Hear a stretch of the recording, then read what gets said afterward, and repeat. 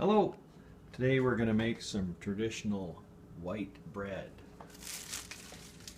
Now here's what you're going to have to start off. Different size liquid measuring cups as well as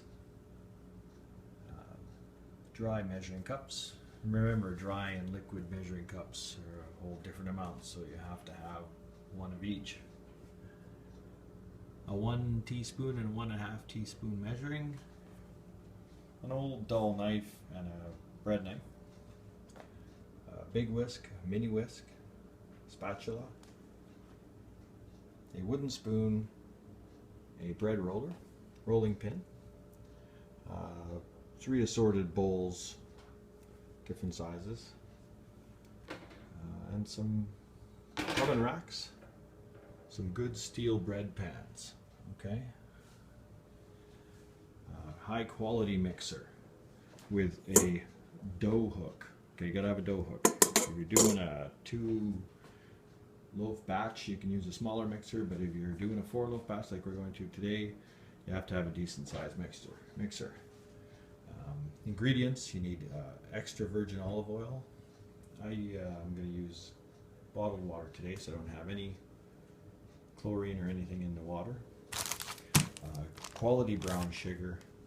I'm going to use a little bit of high quality whole wheat flour, but only a little bit because I'm making a pure white. I just want to put a little in for flavor. I'm going to use Robin Hood white, pre-sifted, but I'm also going to sift it so it's even finer and doesn't clump up. We're going to use table salt, just normal table salt, some white sugar for making the yeast rise, some high quality traditional yeast. I don't use pasteurizing quick yeast, and I always use beer in my bread. Today we're going to be doing the plain white, so we're going to use this Bud Light, but when I'm making a grain beer like tomorrow I'm going to, I'll use like a nice hoppy different craft beer. So anyway, there's what we need. You're going to have to boil some of your water to get it extra hot, and you'll see why later. And at the end of this video, you'll see the actual recipe that you can copy. Alright, let's get cooking. Alright, first thing we have to do is boil some water. When the water's starting to boil, I butter the main bowl, because you have to, once you've mixed the dough for the bread, you have to let it rise and double in bulk before shaping it into loaves. So I'll butter the pan or the bowl so it's ready to go, so I don't have to worry about it later. Alright, you're going to need some soft butter laying around because you're going to use it later. The other thing that I always do when I'm cooking is I wash all the time. I have some foam soap ready. I run the water till it's hot, and I constantly wash when I'm cooking. Cleanliness. I like the water hot, so I'm going to let that run a little bit until it's actually really hot. Because the one thing I'm going to have to do is get the mixer bowl right here. Has to be pre-warmed. The one thing about making good bread and making sure it rises properly is the yeast can't die. The yeast has to grow. So if you introduce cold water to yeast, it'll kill some of the cells. Not all of them, but it'll kill some of them, and your bread won't rise as well. So I always pre-warm all the bowls I'm going to use. So I'll pre-warm the mixing bowl. I'll fill it right up with hot water, and I'll also put the dough hook in there so that it gets warm too. And that way it's nice and warm. Now, while that's filling, I use really light towels, because these have to go on top of the bread while they're rising, or else the bread will get hard on top. So I have 2 towels to go on top of the bread pans once the bread starts to rise. I also use another towel to put my yeast bowl on top of, so that it doesn't get cold from the countertop. It has to stay warm while it's rising. Okay, once the water is full there, I have to measure out the water I'm going to use to start my yeast rise. So I'll warm up the cup because I need a half a cup. I have to warm the bowl up too. I know this sounds painful, but it works the best this way. So a half a cup of water. And as you can see, I've got the yeast bowl warming up. And then make sure I got a half a cup.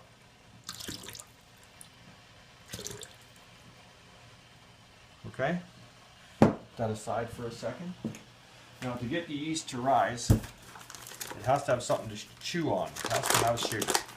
So this is where you use normal granulated white sugar. And that bowl's hot, so I can take it out, pour the half cup of warm water. And it can't be hot water, it's got to be like lukewarm. So by the time you've moved it over, it's warm. You can touch it. Okay, it's not hot. It's just lukewarm. So I'm going to take 1 tablespoon of white granulated sugar, and that's where I use a butter knife because I like exact measurements, and I that off just like that. Put it in the bowl. Okay?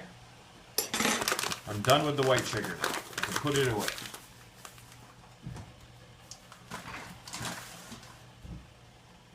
Now using my little mini whisk, I'm going to dissolve the sugar into the half cup of warm water. That looks about right when it starts to get not uncloudy and clear. Then you know that it's good. Alright, now we need, remember this is for a 4-loaf batch, so you cut the recipe in half if you need a 2-loaf batch. 2.5 tablespoons of traditional active yeast.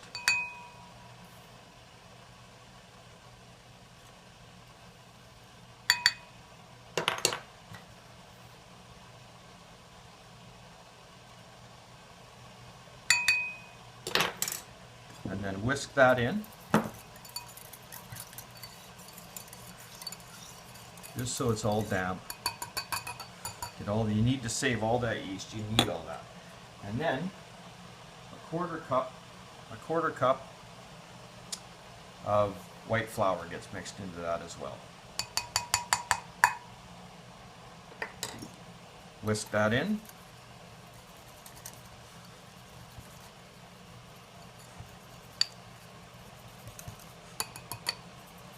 Now you want to use all that. I always make sure that all those clumps get off into there. And then I'll even clean it off the sides and push it into there. Oh, there, just like that. All right.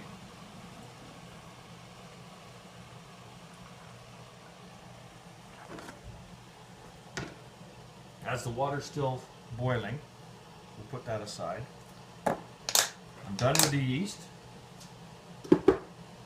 Now in this bowl, I've pre-mixed a half cup of the whole wheat flour I told you I like for a little bit of flavor. And then I put 1 cup of pre-sifted white flour mixed with 2/3 cup of quality brown sugar and then 1.5 tablespoons of salt. Okay? Now that's my main dry ingredients before I start using the mixer. Now, this bowl, the main mixing bowl, is perfect temperature now. It's good and hot.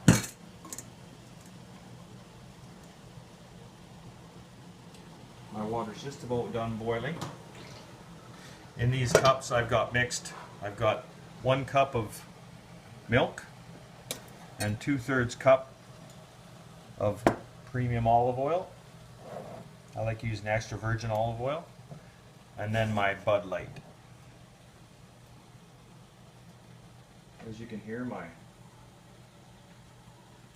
water's done boiling. Now I'm going to pour out 2 cups.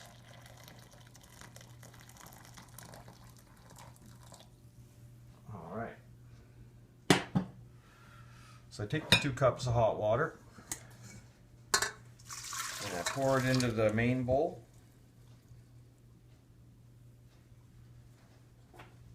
And then I'll add the beer.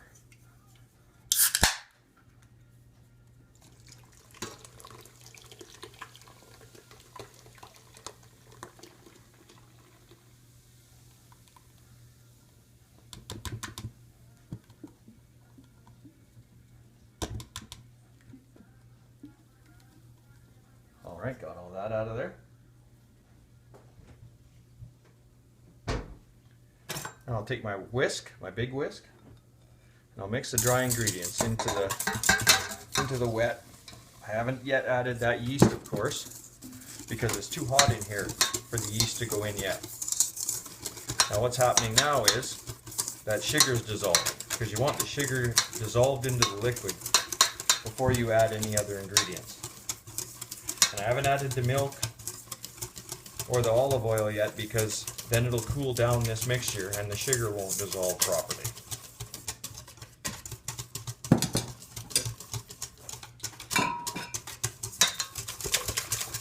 Get that mixed up and it should be dissolved pretty soon.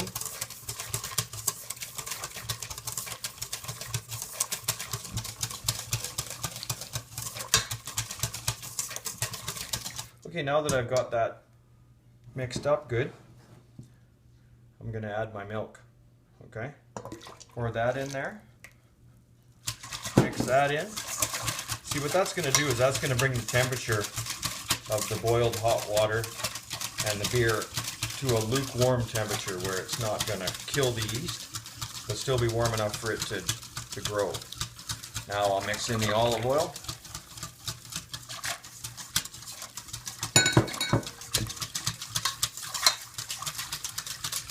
Okay, now if you look over at the yeast,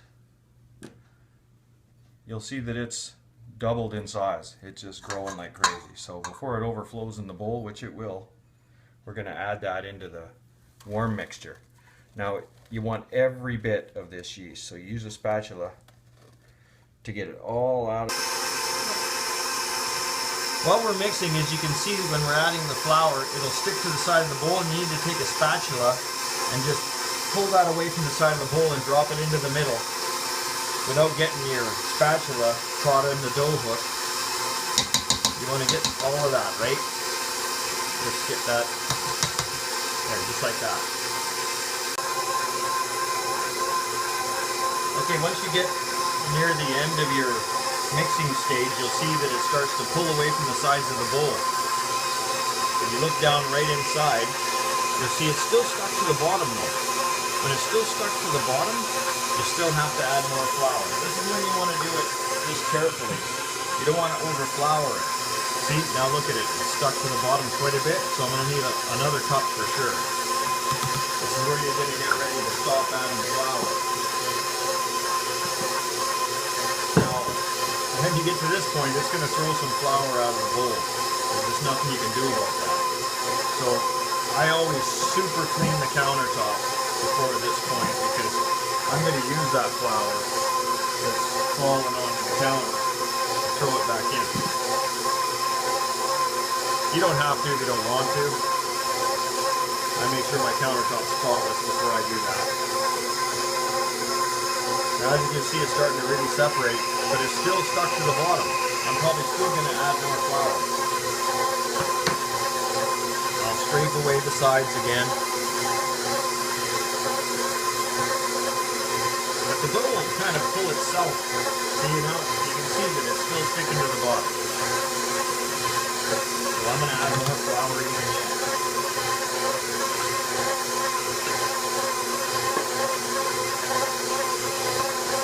I'm just going to throw it all over the place.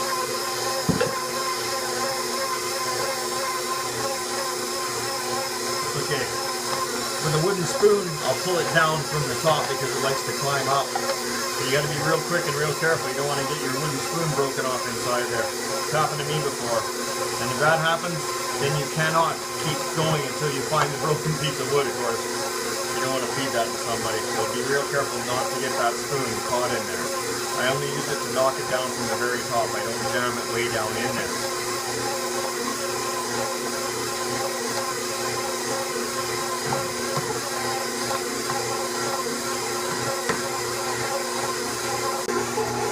At the very end, the machine really starts to labor.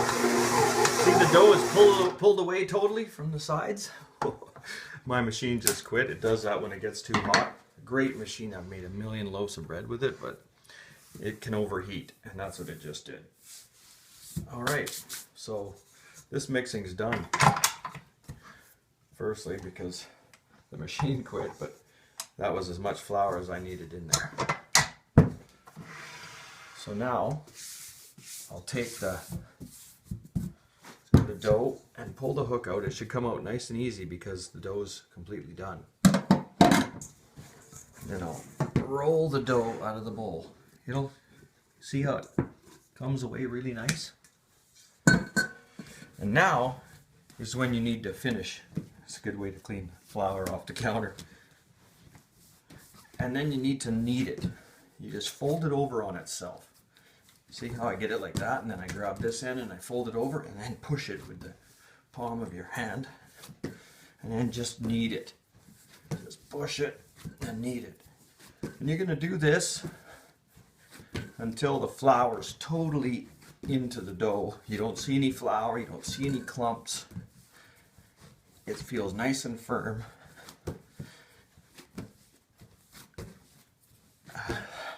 Now in the old days, before dough hooks and mixers, they used to mix the dough as much as they could with a wooden spoon in a bowl and then do this with flour until the very end. It's a lot of work, but that's what they used to do.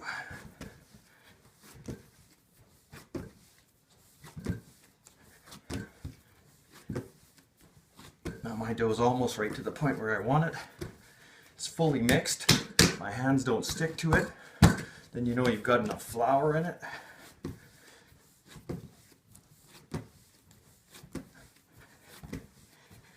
It looks like it's ready.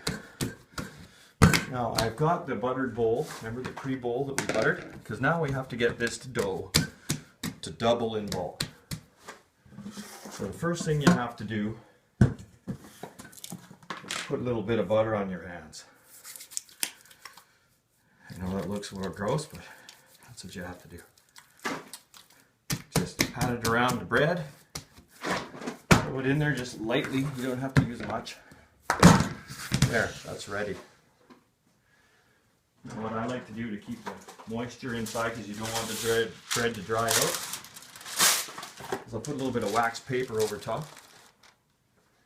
And then I'll put a towel over top.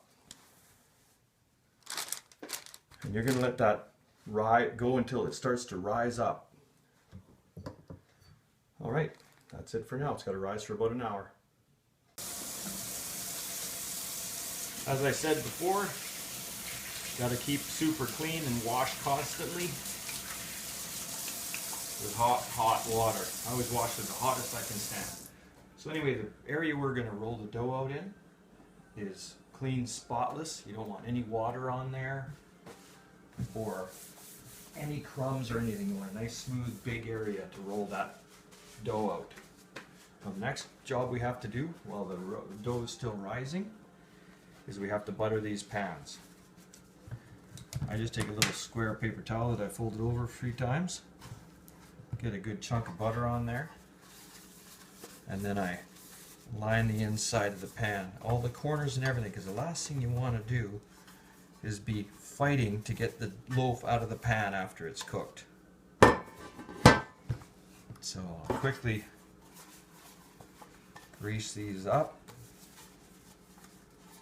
And you want to do this before the dough's finished rising, so you're not rushing at the last second to do it.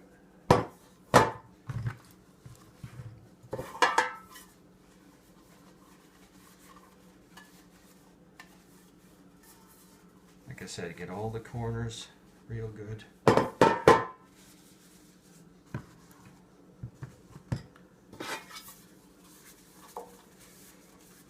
And the sides all the way up. because that bread is going to rise. All right.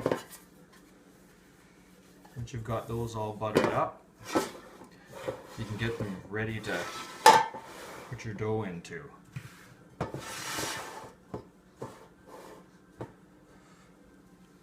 Okay. Now, each time you do or you touch the butter, you have to wash. You absolutely cannot have any butter on your hands or any grease of any kind when you're rolling the dough up. So, in between each dough, I have to wash my hands in super hot water and then dry them on a towel that I keep hanging right by the dough area. You have a nice heavy marble rolling pin's a good idea. So, depending on the temperature of your house, the dough rises fast. This has only been in here for 35 minutes and it's all ready to go. Once it's domed out and you can tell the bowl's right full, what I do is turn the oven on early to 350 degrees. And that helps warm it up for when your pans rise, because your house might be cold. So the oven will help warm up your kitchen. Okay, so throw it down. Here's your dough. And you punch it down.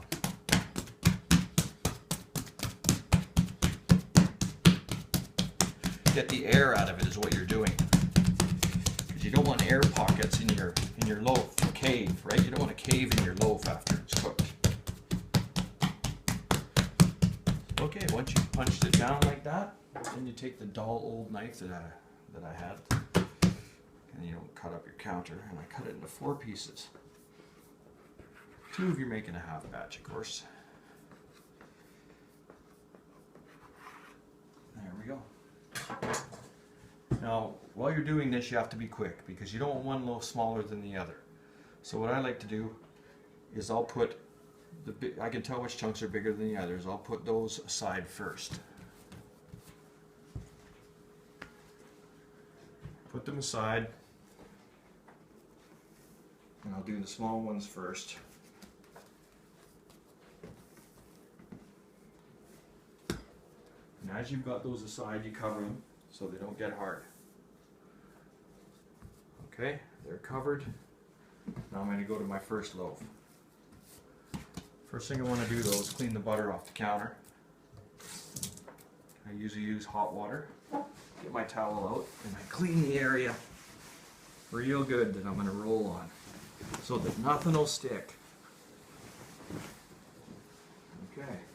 I take my dough and I put it soft side up and I put it in a nice thin shape so that when I roll it, it comes out like this. And then at the end you want it real thin because that's where you're gonna end, right? When you're doing this, you can hear the air coming out. Okay, now you roll it up. But you want it to make sure that it sticks, so you kind of push it into it with your fingers. You're kind of pushing it, right, into the dough to make sure that it kneads inside and sticks. You don't want any caves, and you don't want it coming out like a cinnamon bun, right? So, and at the end, stop pushing and just gently roll it out like that. Then you're going to pinch it so that it stays. Keep your end where it ended on the bottom of the loaf. Pull the end up and pinch it off again. Turn it around. Take your end up. Pinch it off. All on the bottom. So this part's going to be on the bottom of the pan. Okay? So that when you roll it over, you have a beautifully shaped loaf. Now you're going to take just a little bit of butter and rub it on your hands and just pat it on the bread like that. Get it underneath and there. Now it's ready to lay into the pan. You're gonna lay it into the pan like that, put the corners and ends in first, and then it'll just fall into place. See the way I did that? You might want to watch that again. Okay, there, and I make sure it's straight. Straighten it out best I can. Now that is ready to cover. Now I'll put that, if you have a non-element stove, a hardtop stove, it's the best place to help the bread rise. I've got that first one on there. I'm going to put a towel over it. And then I'm going to roll this up and get it ready for the next one that I'm going to put here. Now that one's going to start to rise. Before I go to the next one, again, soap up. Hottest water you can stand. Get all that soap off your fingers. Nice hot water. And that way when you're done washing, you're going to feel that they're good and clean. You can use the rest of the water that's on your hands to get the countertop clean. Use your bread towel to totally dry it and degrease the countertop. And there you go, you move on to the next loaf. Alright, all those loaves are covered now and starting to rise. Just remember to always use a temperature gauge, because even this oven isn't correct and it's 10 degrees higher than it should be, and you'll burn your bread. You want to cook your bread for, once it's risen, I'll show you in the next little clip, but once it's risen you're going to cook it for 30 minutes. So now is when you're going to take the time to relax, because it's going to take about, I don't know, an hour, hour and a quarter. Depends, even longer if your house isn't hot. So you're going to have to sit down and enjoy a nice cold beer before your beer bread rises. Alright, the bread has risen nicely. You can see where it's sitting. That's the perfect height to put it in the oven. So like I said, get it in the oven. Just make sure that you have your racks close to the bottom, maybe second from the bottom. And that your temperature is 350 degrees, and we'll put them in there for approximately 30 minutes. Take a peek at about 25. Alright, once you've had your 30 minutes pass, you can take the loaves out of the oven, pull them out like that, and then if you're real gentle, you lift them out, put them on the rack like these three, and let them cool for 30 minutes. Now I like to butter the tops, and then just give them a quick wipe with a piece of paper towel after to make sure that they've, it's evenly over the top, just a thin skiff of butter.